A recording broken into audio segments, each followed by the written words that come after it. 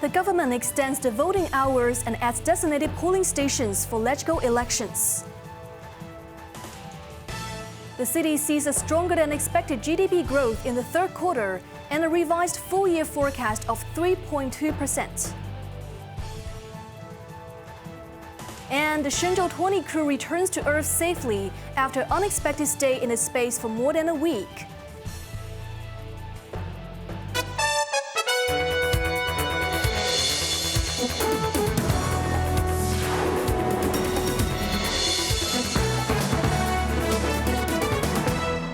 Good evening. You're watching Cable News on FNBI.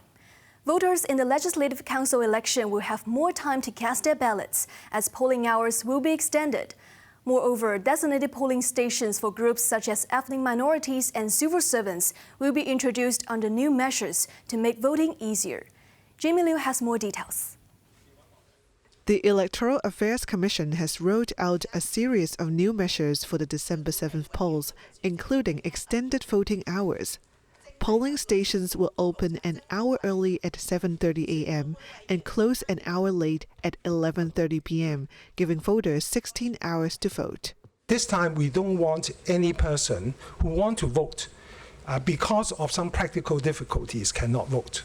So that is the main reason as to why we adopt all these new measures with a view to facilitate all the voters to exercise their rights.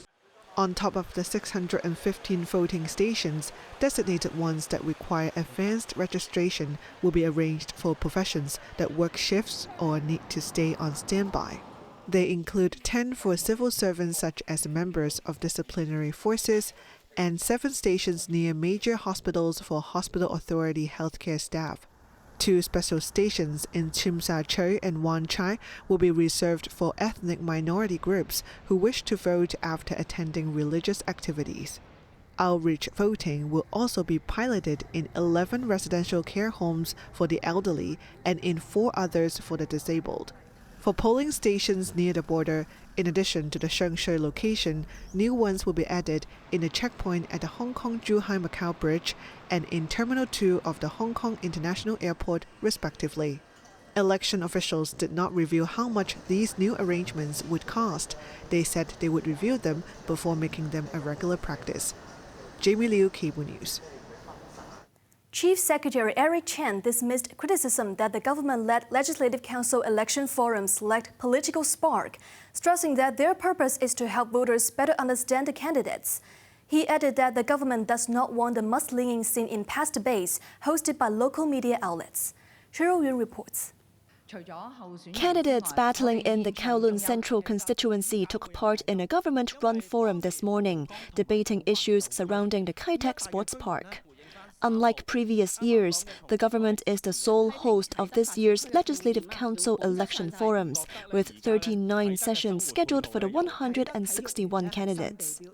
Taking to the airwaves, Chen insisted there is not much difference between the government and media as hosts, arguing that it is more efficient for the government to organize the events, as it would be unrealistic for media outlets to manage so many sessions.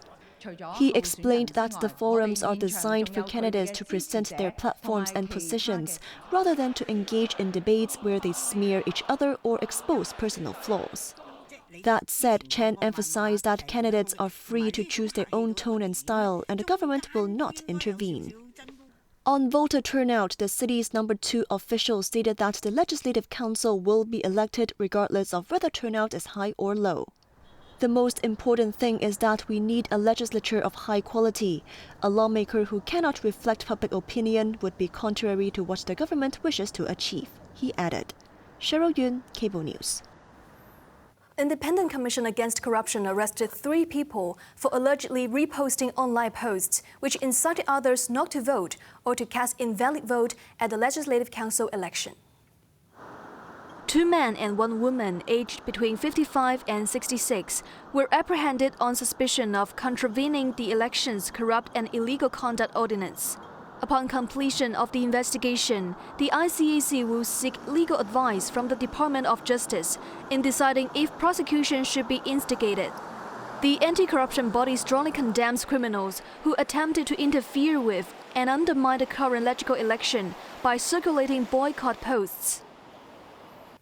The city's economy expanded to 3.8% in the third quarter of the year, the best rate in 7 quarters, enabling the government to revise the full-year growth forecast to 3.2%.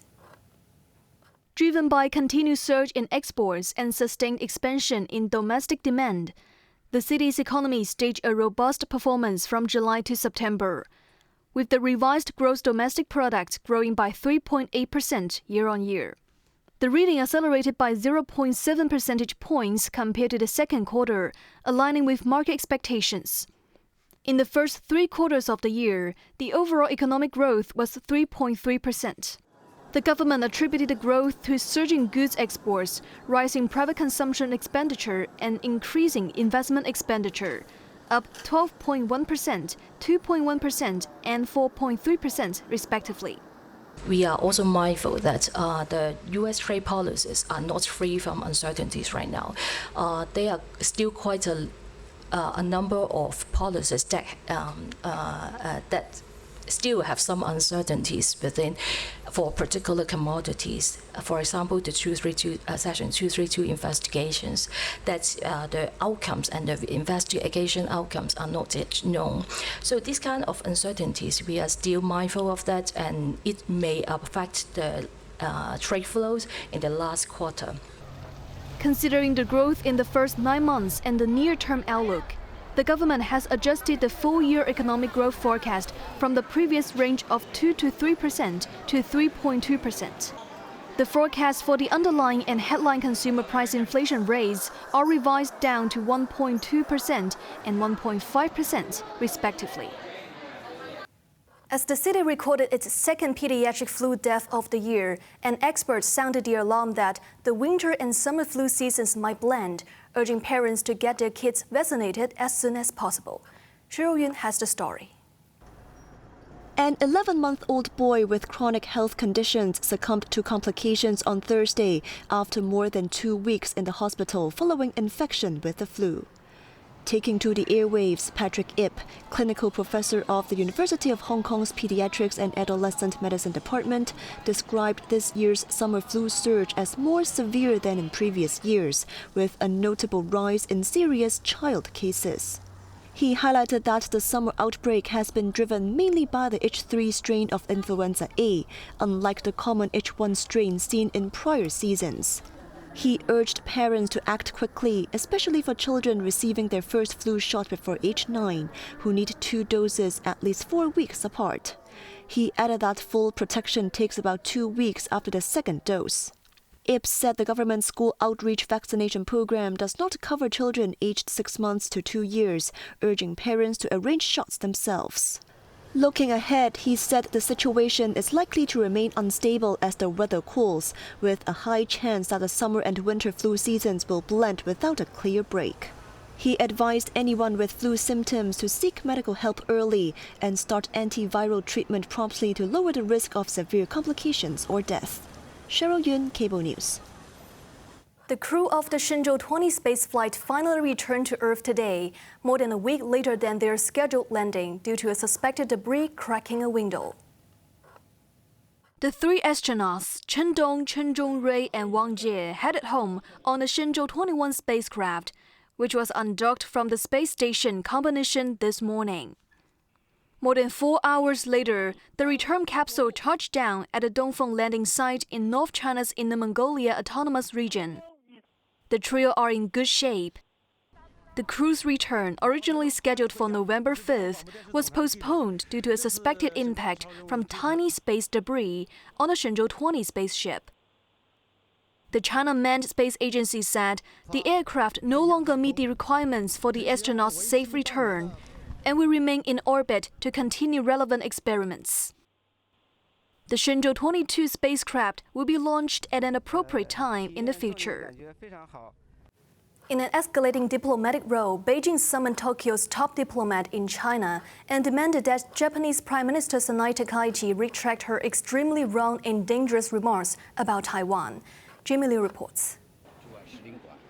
According to a statement carried in state media Xinhua, Vice Foreign Minister Sun Weidong has summoned Japanese Ambassador to China Kenji Kanasugi.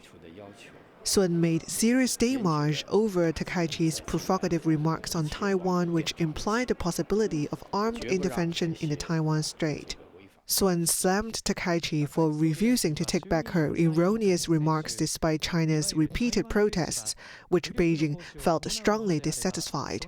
He criticized Takaichi's remarks for grossly interfering in China's internal affairs, seriously violating the One China principle, and undermining the political foundation of China-Japan relations. The Vice Minister stressed the Taiwan question is an untouchable bottom line, warning that any interference in China's reunification will face a heavy blow. Beijing urged Japan to immediately correct its mistakes, withdraw the bad remarks, and not go further down the wrong path or face all consequences. The Embassy of Japan in China said Ambassador Kanasugi duly explained the intent of Takaichi's remarks and the position of the Japanese government. In Tokyo, Chief Cabinet Secretary Minoru Chiara said Japan's position on Taiwan has not changed, reiterating its hope for a peaceful resolution of the Taiwan issue. Jamie Liu, Cable News. A landslide on the Java island of Indonesia has killed 2 people, with 21 others missing. Emergency responders are racing against time to search for victims in a house buried on the rubble, using heavy equipment to search difficult places.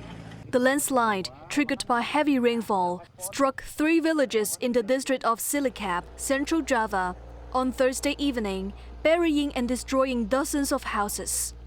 The unstable ground conditions posed a challenge for the search and rescue mission. Despite that, 23 people were rescued alive as of early Friday morning.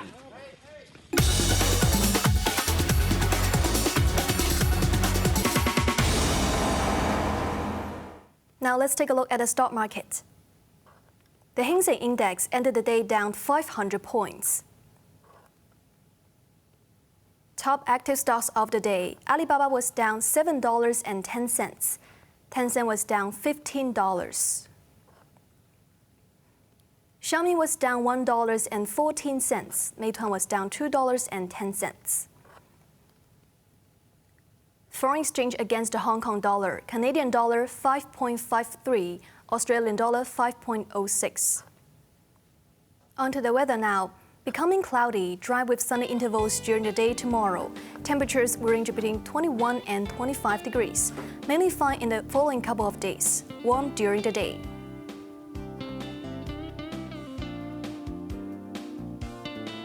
That's our news tonight. I'm Evan Bai. Thanks for watching and good night.